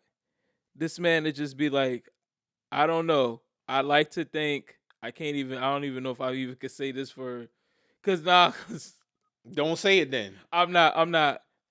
I like to think the blank for the porn. I'm not being sarcastic. I love porn a lot. Bitches want to run over niggas and hide the tracks. Dog, this nigga just be saying. That nigga was disrespecting literally everybody. Nigga said fuck Virgil. Dog, that was crazy, bruh. This man be posted up with that nigga said they having fat bitches on the runway. That shit is unhealthy. Like, what are we doing? Like, what is he doing, bruh? He doing this shit every time, and niggas is falling for the fucking bait. Dog, that's why I said the other day in chat, bro. If it's not about music, I don't give a fuck what this nigga talking about, bro. I mean, cause he just like the uncle who just be saying shit. He just be like, all right, man. Like, this ain't 2018, 17 no more, bro. We're not shocked. Like, this ain't no like when the album coming out? Mm-hmm. We're not shocked, bro. When the album coming, bro? This man is defending Puff like a motherfucker. But nah, he a clown though, because he just was calling Puff a fed. Now you on this man dick. Yeah, he is a clown for that. Now it's free Puff. I gotta find out who putting our black moguls in jail, bro. You was just ranting against that nigga less than a year ago. Bro. This man been bigging up Hitler. Like, this nigga just be doing that. Been doing that. Nigga just be, then he'll tweet some wild shit. I seen a tweet that said, you're out of, he made graduation. Like, excuses. Yeah. You get what I'm saying? Like, bro, that should never be a thing. No, it's not an excuse. You shouldn't even make it a tweet. All right, bro, I understand I don't understand shit. Yeah. At the end of the day, yes, I'ma still listen to Kanye West. Yeah. Him as a person, I've been let that nigga go since 2018, bro. Yeah. Real shit. It is what it is. It is what it is. I don't even at this. Honestly, Marcus, have I spoke about anything he really do personally outside the music? No. It's not surprising no more. Nah. He a clown. You have to understand what Kanye West is. He's fickle. He don't stand on nothing. He trolls. And he trolls too fucking. How can you trust somebody like that? Just as a person. It's just so on and off with this nigga, bro. You can never tell. You can never tell with that nigga, bro.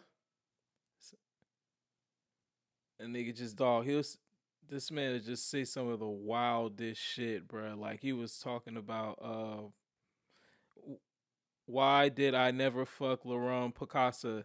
She smelled funny. Half of the NBA can attest to that. What the fuck? Like, it's like, who are these people? I hate the term Trump supporter. I never heard the term Biden supporter. Okay. Nigga, you've been living under the rock.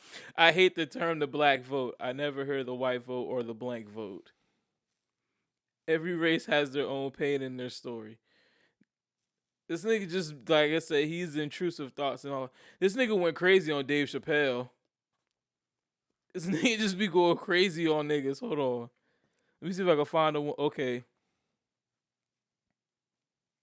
This nigga said, and I still found a good picture of you because I love you, nigga. But this shit is not about emotion. This is war. Where you have to get your jokes approved by the blank people and you don't run your jokes past the king. You banish lanky, dry ass Travis lip motherfucker. Like, what the fuck? Like, dog. Dave Chappelle go flame you too, nigga. You know what's so wild about Kanye West? For him to be so wild, he's never really been like in no real beefs. Think about it. Even as a rapper, Kanye ain't never really beef with nobody for real. Like, on to the point where niggas wanted to put hands on him. Because think about that shit. Because if you put hands on him, you just gonna beat him up. He just still gonna talk shit. Like, for Kanye to be one of the biggest rappers of all time, and I salute that because you know Kanye coming out, he wasn't the typical rapper. He wasn't like from a street perspective, none of that.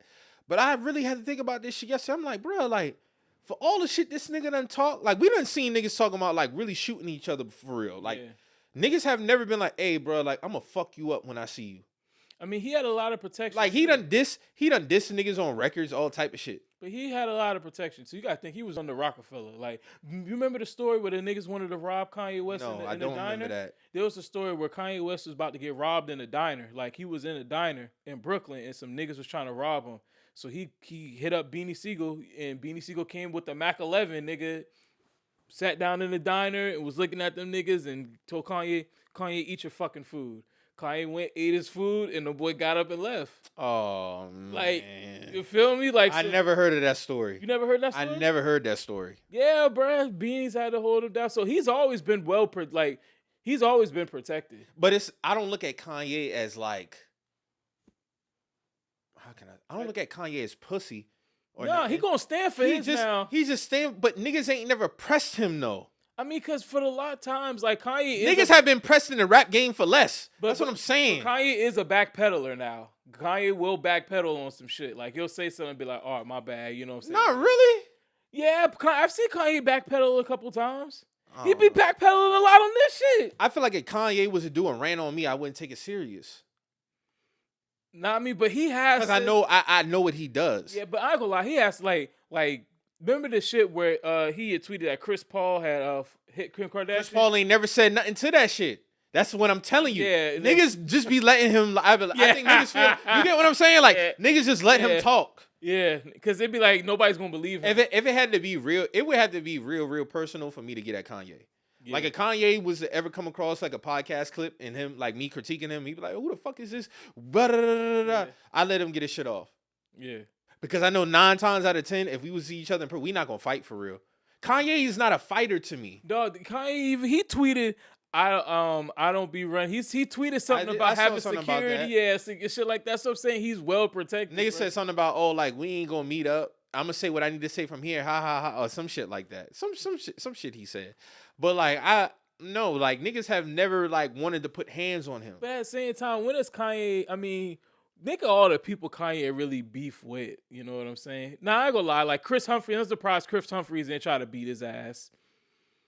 I think he'll be talking reckless, bro. Yeah, that nigga. Not even. But I think it's to the point now niggas know what it is, so it's like.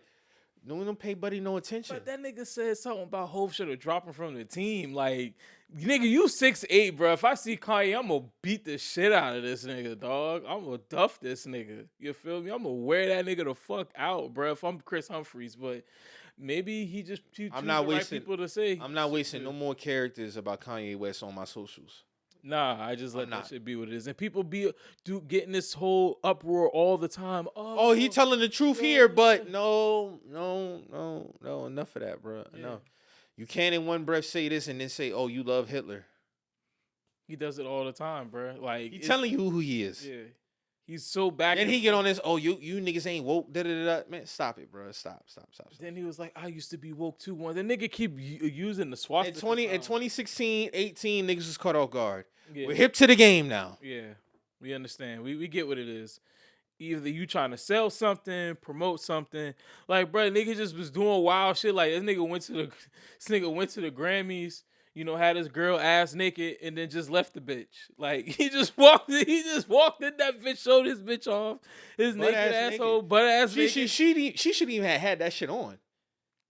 Cause essentially, what was she hiding? She ain't really got no ass like that. Pussy all out, titties all out. Yeah. Like, come on, bro. Kanye be doing way too much, bro. I don't know. I seen somebody say, like, you know, this is just Kanye using a white woman to, like, you know, such and such, you know. It's like basically, the most be trying to say Kanye West just, like, embarrassing white women. I'm like, nah, I think he worships white women.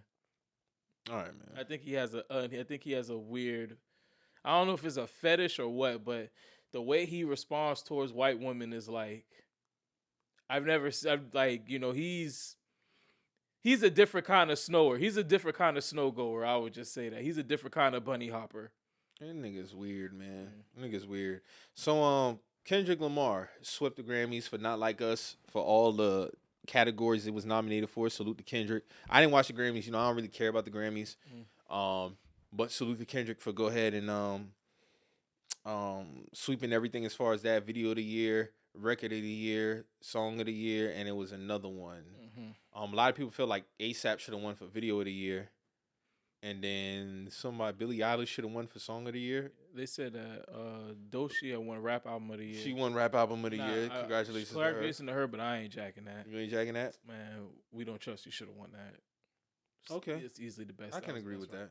Oh, My Delete Later was fire too. Yeah, My Delete Later was fire. My Delete was fire. But if it wasn't for that album and like that, then we don't get. So you speak from an impact standpoint. From an impact standpoint, that shit was the biggest album. To me, it was the best album. People always got this critique about Future. I'm like, man, I don't want to hear none of that shit. No, Future consistently been good. Consistently put out great music. Like, to me, I feel like Future's music is going to age like psychedelic rock. Like, it's going to be one of those things that, like, when people go back and play it 30 years later, it's going to give them that. You know, it was a real good album for him, but I don't call it a classic, but it was real good. The Wizard. The Wizard was a good album. The Wizard was fire, bro. That was 2019. Yeah, that was a fire album, bro. Album. That's a fire. The Wizard, I fuck with The Wizard, bro. I like another album that people sleep on. High Off Life. It was cool. I fucked with High Off Life. High Off Life has some songs on there. I had some shit on there. But The Wizard was fire, bro. That EP Save Me is fire. Yeah, that St. Lucia. Extra is my shit. Yeah, St. Lucia is my shit.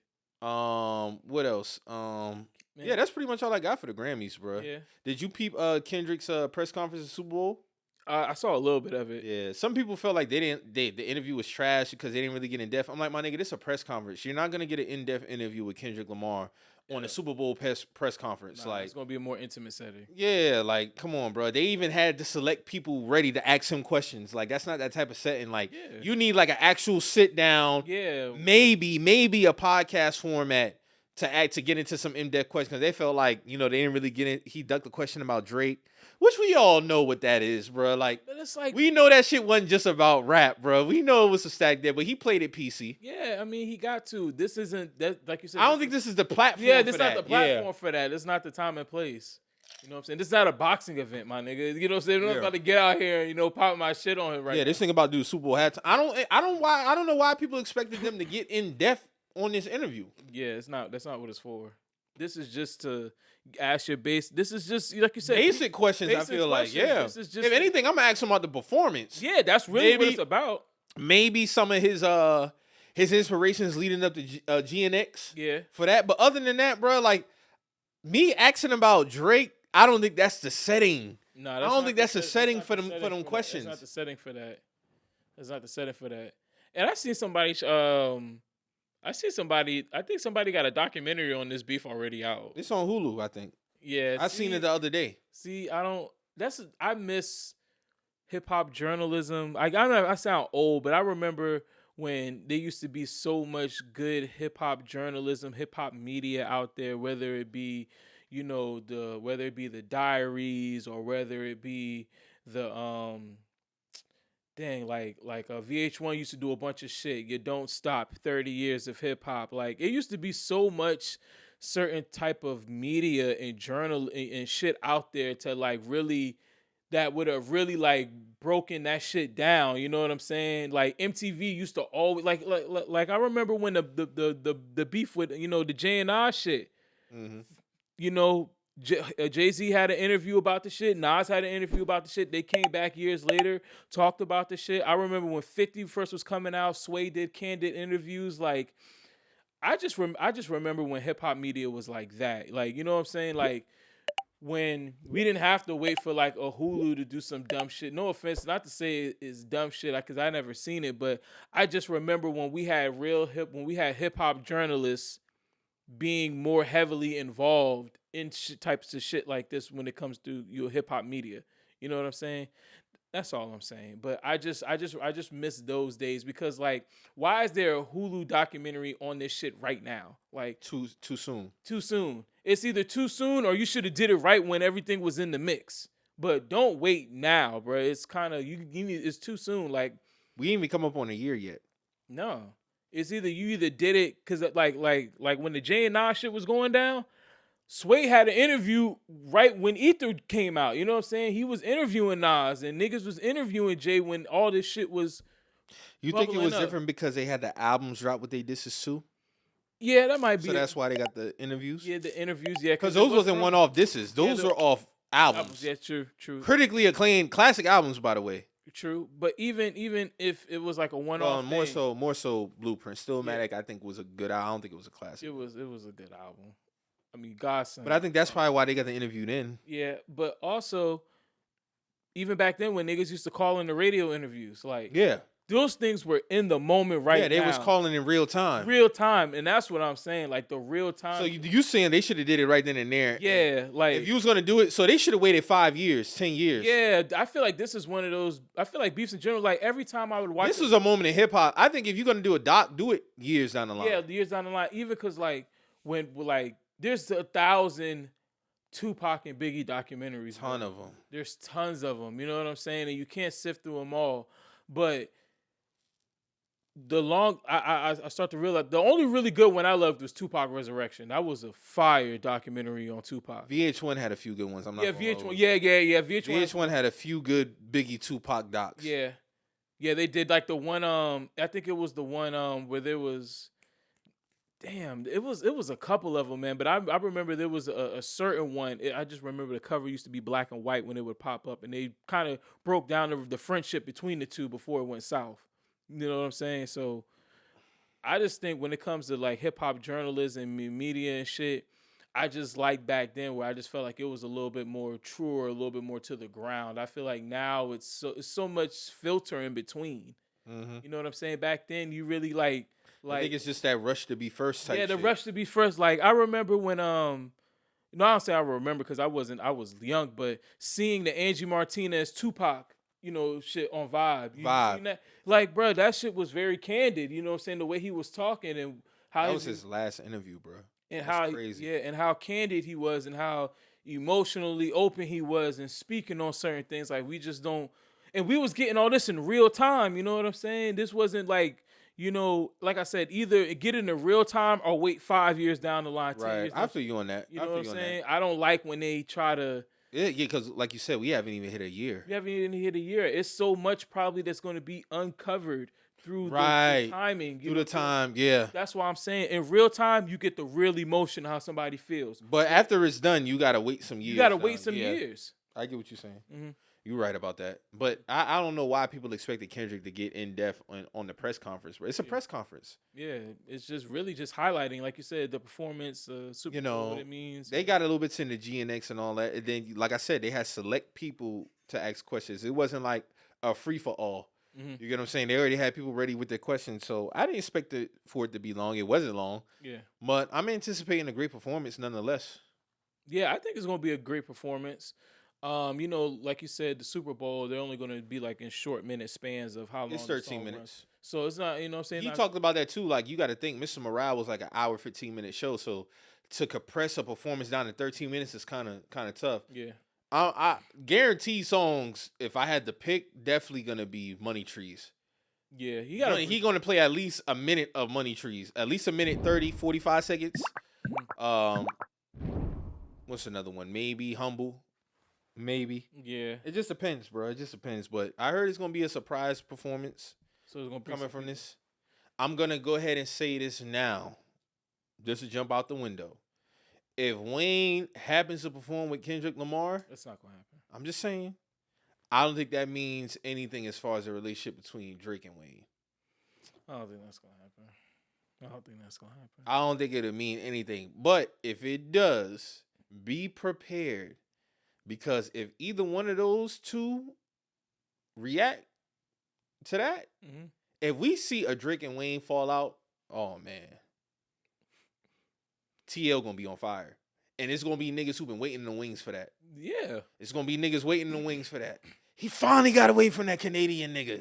He finally got away from that fuck nigga. I mean, I'm telling you, bro, if we have a Wayne and Drake fallout, I'm telling you, niggas gonna go in them drafts. They ready. I don't think it's gonna be a fallout, man. I don't think Wayne's showing up, but I think even if he did show up, Drake is very emotional. He's especially at this, juncture of his career. That profile picture getting changed. You know what I'm saying? So that IG profile picture getting changed if he hop up on that stage. More than likely, yeah. He's gonna feel some kind of way, but I think with their relationship, I mean, bruh, there's been so many.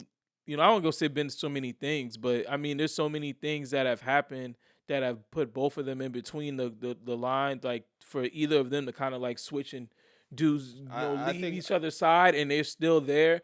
I don't think they're really. I don't think. I mean, first of all, he's like indebted for him for life. Like he's not going anywhere, and I don't think Wayne's probably going to do it. Maybe before he was going to do it, but I don't think now he's not. I think when it come to Wayne and Drake relationship, I think that's one of the ones that we seen like, you know how like through rap we seen like duos have like a low, maybe a small fallout or a big fallout. They've never had that.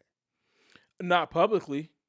Maybe nah, they might have had privately. some. I'm talking about like publicly. Yes, what I'm saying. Now background they might have had some disagreements, but like Wayne and Drake have never publicly disrespected each other. Nah. And Drake. Nicki has never publicly disrespected Wayne. Them boys are never going to disrespect Like him. I don't think them two in particular, I don't think they would ever go against Wayne. Them boy, that man gave them opportunities when nobody Of a lifetime. Yeah, when people was Right. putting them into You gotta the remember, back Jay burner. Prince didn't like Drake. No, his son did. His son fuck was like, nah, I don't know about dude. But Wayne, he saw it. Like Nicki, he saw it. Like so, I think with them two, like I think they genuinely love Wayne. Yeah. We done seen some crazy shit unfold. I'm just saying, I do think them two genuinely love Wayne.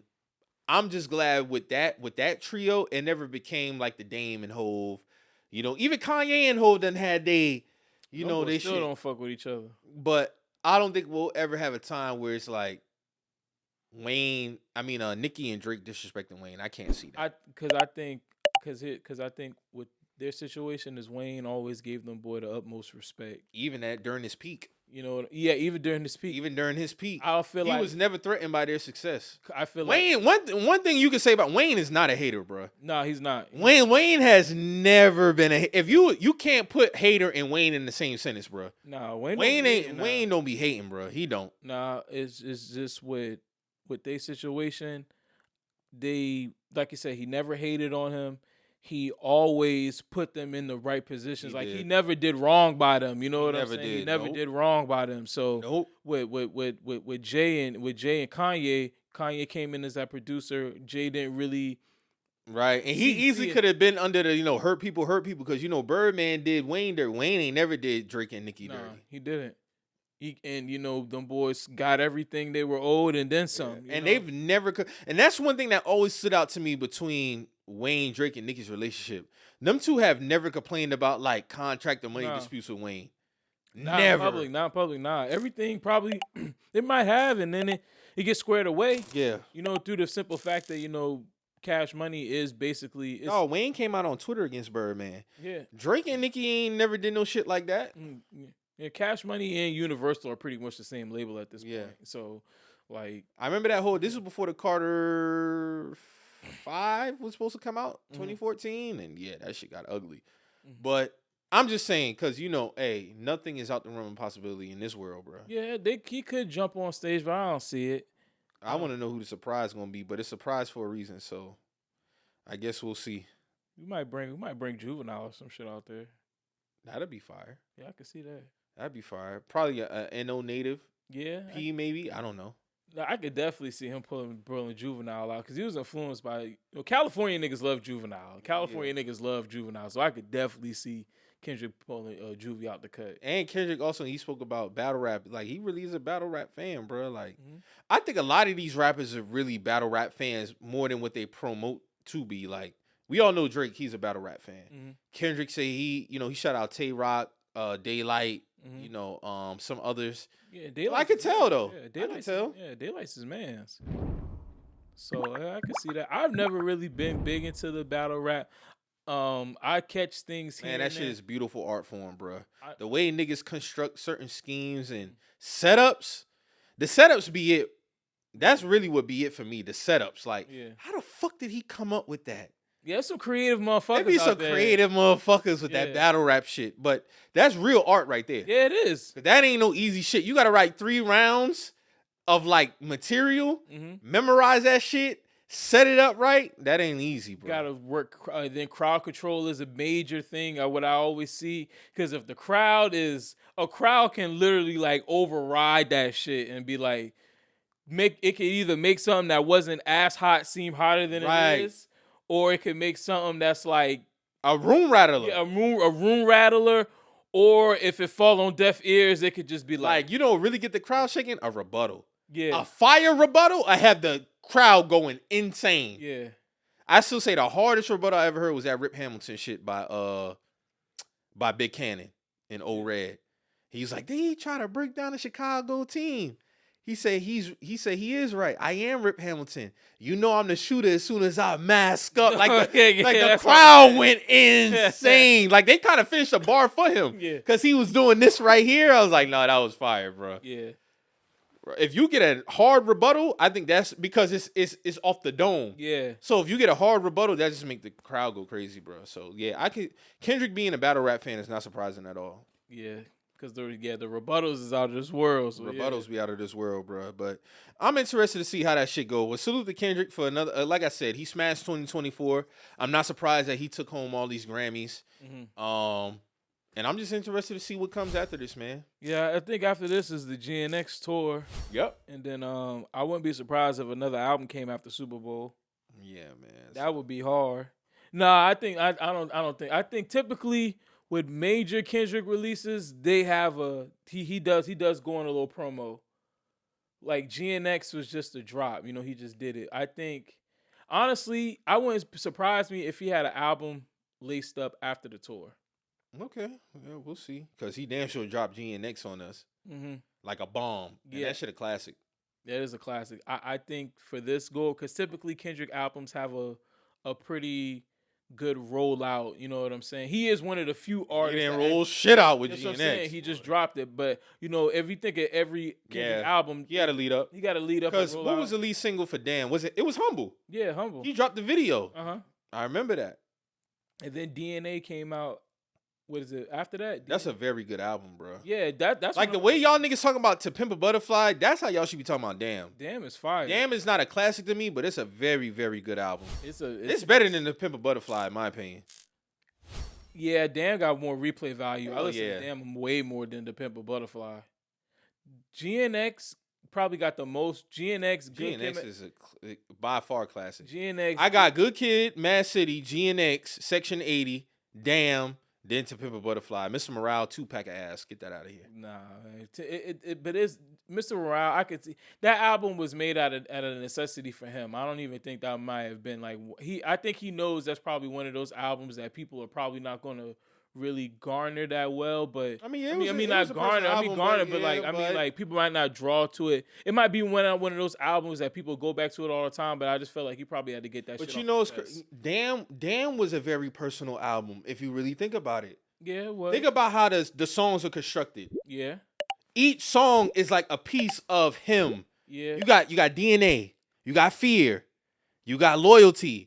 Like all of that tells it combines and tells a story. But them shits was bops though. Them shits had some. All of them wasn't bops though. Duckworth is not a bop, bro. It's not a bop, but it's such a great record that you gotta like sit down to it. Like Damn, like they saying Mr. Morale is like a personal album, which again it is. But Damn is damn near a personal album too, bro. Like Fear is a great song. It speaks to Element. Yeah, you got Element. All these songs are like piecing together something. But Element got a little bop to it. It does. Of course, Be Humble. Of course, DNA, Loyalty. Them songs kind of got little bops to it. You feel me?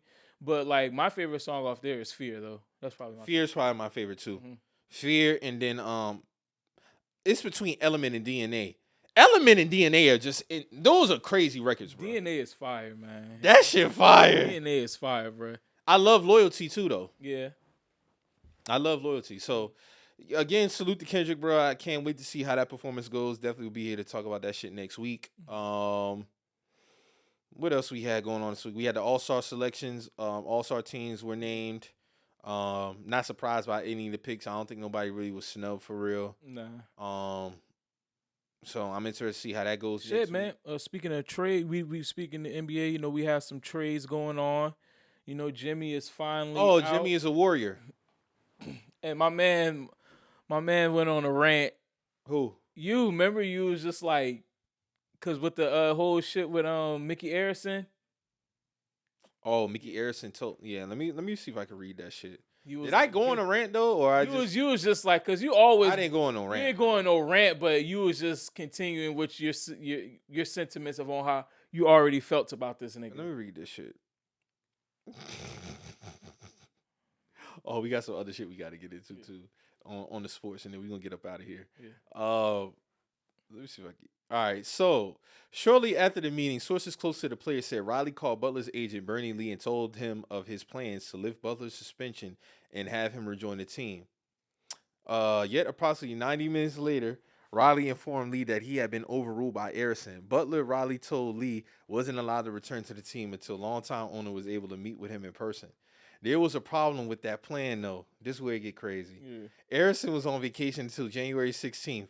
The two sides discussed the logistics, with Riley proposing that Butler could pay his way to meet Harrison on his trip if he wanted to expedite the process. Butler's camp was perplexed that, considering he was already losing approximately $500,000 per game, such a suggestion would even be made. Now, most of the people are saying Mickey Harrison is out of fucking pocket. What you think? Nah, that's what it came to, nigga. That's exactly what it I'm happened. being real, bro. In most cases, I'd be like, this situation different, though. Yeah. Because he lit the match on all this. Yeah. Because if I'm an owner, I'm like, bro, listen. Come see me. Yeah. At this point. Come see me. I'm not getting a team plane to come get you. Nah, if you want to come have this meeting. Because, like, bro, they've been trying to get this shit done. And I heard Pat Riley was trying to get a nigga the extension, but it was just like, he was just like, fuck that. Or so, he didn't get enough money. Yeah, but I say he did. Yeah, they was trying to give him an extension. He just didn't like the money. But shit, I mean, you know, he got his. Would he get 120 or 110?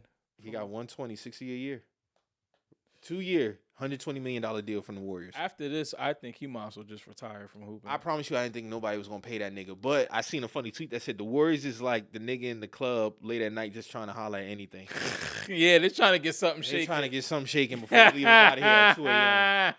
So I 60M. We leave here with something. I guess. Because what essentially is he doing so much better than Andrew Wiggins? Nothing. And I like the Heat, what the Heat are actually doing down there. But, man, that shit ain't really moving no needle in the West. You know what I'm saying? There's too much going on out there, bro.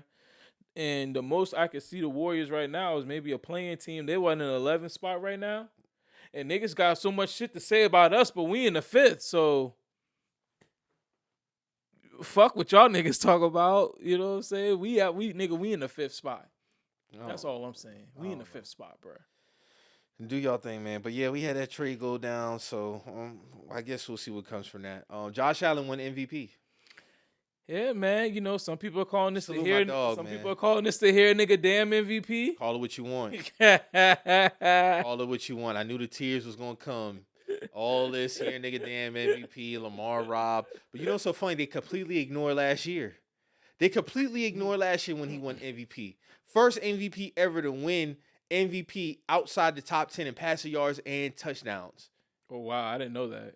First ever QB to win MVP with that. But now all of a sudden the man got robbed. No. Because y'all didn't have that energy last year when the two leading in that category as far as QBs was Lamar and Dak. Yeah. Dak had better numbers than but why did Lamar get it? Seeding. Yeah. Who had the better seed this year? Josh Allen. Yeah. All right, so what you're consistent. About to say, what you're trying to say? What y'all be consistent. That's all I'm saying. Yeah, the criteria. Yeah. Josh numbers wasn't better than Lamar's, but he had MVP numbers too. Yeah. Then this is again off the year when y'all said he would take a step back when he lost Gabe Davis and he lost Stephon Diggs. I'm not hearing that. MVP. Salute to that man. Not trying to hear that fuck shit, man. Hey. I knew the tears was coming. I knew they was coming. All this, DEI MVP and what's the DEI MVP? I don't want to hear it. They calling it the Joel MVP. Call it whatever you want to. Call it whatever you want it to make yourself feel better. But the man was worthy and Lamar was worthy. That man won. That's all it is. Y'all can try to make it a race thing, whatever the case you want to be. Y'all can't say that the media hates Lamar when he's one of the first unanimous MVP awards. One of the first. I could be wrong. Yeah. Then he won it again last year when he wasn't top 10 in passing yards and TDs. So y'all can't say the media hates him. Yeah. Let it go, bro. Oh, the media wanted to give it. Well, call it what you want again to make yourself feel better. Salute to Josh Allen for winning MVP. It could have won. All the other awards, I was pretty much. I don't know why the fuck Joe Burrow won comeback play. Yeah, that didn't make no sense. He's won that award twice now. Now the first one I understand. He came back from an ACL tear that cut his rookie season. Yeah. He went to Super Bowl next year. That's comeback player shit. This one for a thumb. Come on, man, stop. He missed like 4 games. Stop it. Yeah. Stop it, bro. The comeback player award should be somebody who came back from a significant injury and made huge strides. Yeah. That's so crazy that they even have the comeback player of the year award because that's how violent, that's how physical football is. Like, facts. Niggas get smacked, they gotta come. I think offensive player of the year was Saquon. Salute. Yeah, that makes sense. I had Jamar winning it, but Saquon's on the run. He deserved that. Defensive player of the year, shout out my nigga Pat Surtain. Definitely worthy of that. Defensive rookie of the year, shout out my nigga Jared Verse. Knowles in the building. Defensive rookie of the year, I think offensive rookie of the year was Jaden Daniels. Yeah. Salute to Jaden Daniels. And defensive player of the year was... No, I already said DP. It was Pat Surtain. Who was offensive? Oh, and Saquon. Defensive rookie of the year was Jared, and offensive rookie of the year was Jaden. Yep. So we got them all. Coach of the year, I think, was old boy from Minnesota. Oh, where he won it? Yeah. Okay. I mean, it's not bad. I mean, they took something. They made, they turned, sugar, shit to sugar. But they got their ass bust, but... Yeah, they definitely did. So yeah, man, that's pretty much I got on that end, bro. I feel like I'm missing something. No, that's pretty much it. Yeah, that's all I got. That's pretty much all I got. I'm ready to get into the Super Bowl and see what we got. I got Chiefs winning 28-23. Yeah, I get it. I would say around there. I think the Chiefs going. Might tap it to the 30s, and I'm gonna take 28-23 Chiefs. I'm gonna take that number 2, and I think it's gonna be the Chiefs gonna start off hot. They're gonna get the big lead. Philadelphia's gonna climb back, but it's just not gonna be enough. Okay, and that's how the game's gonna go. All right. So yeah, man, I'm looking forward to a great game. I think it'll be a great game. Definitely looking forward to the halftime performances. The commercials, of course, always great commercials. But ultimately, it's about the game for me. So, yeah, man, I'm ready, man. Other than that, we've been having some good weather lately. I'm gonna enjoy this weather. I'm gonna go out here, enjoy myself outside for a little bit before I come back in here, turn it on down. Get ready for the big one, man. Yeah, man. My people, they having something at the crib, so I'm definitely my uncle crib, so I'm definitely gonna go over there. All right. Eat good, watch the game. That's what's up, man. Other than that, man, y'all please be safe. Again, black men, RP to Irv Gotti. Condolences to him and his family. Black men, please check up on yourself. Go to the doctor. Go to the gym. Be in the gym, man. Yeah. I'm telling you, a good workout will really make you feel good about yourself. Rather you getting on a Stairmaster for 20 minutes. Stairmaster for 20 minutes to do you wonders. Starting on small, you don't got to go right off the bat and kill it, but getting in a routine and going to the gym consistently will definitely set you on the right path. As you get older, you want to have more quality of life. You don't want to be struggling as you get older. Yeah. You don't want to run into no health problems. Diabetes, we know, is one of the top killers for black people, period. Yeah. Man and women. So ladies too, but more so the black men, bro. We got to be here, bro. So please, I don't want to see none of my niggas tapping out before the age of 50. Before the age of 60, even 70. I want y'all niggas to be here, live long, healthy lives, man. So please, if you could control it, get on top of it, bro. Get your ass to the doctor. Get your ass to the gym. Get your right checkups. Don't be scared because you could catch something before it gets out of whack. Yeah, that's the big thing. You can always catch something before it get out of whack. Facts. And, another thing, man, watch what you put in your body too. That's Facts. Also a major thing, man. Working out is one thing, but what you put in your body is even more important. It's even more important. But always, man, try to do, whether if it's going on for a walk, man, you'll be surprised what walking could do. Walking could just do walking could do wonders for you. You know what I'm saying? Correct. Just a 20-minute walk every day. Like Mike said, you can start off small. It's not, you don't got to be a gym warrior, but man, you just got to. Nah, you don't got to be a gym warrior. You just got to be in there consistent. But you got to do something, whether if you're in the gym or whether you like to work out outside, whatever. Just get some type of activity, man. Get your body moving, man. Facts. You know what I'm saying? That's the most important thing. You got to get your body moving. If you're at a job and you sit down a lot, get up and walk around a little bit. Like, whatever you can do, man. Just try to stay healthy, try to stay on top of things, and try to stay out here for the long haul because the game of the game is longevity. Name of the game is longevity, bro. That's a motherfucking fact, bro. Gotta have you be here, man. So, like we say every week, man, if you hear anything on the show that gets you in your feelings, you feeling some type of way, always remember, we're just the messengers. We out.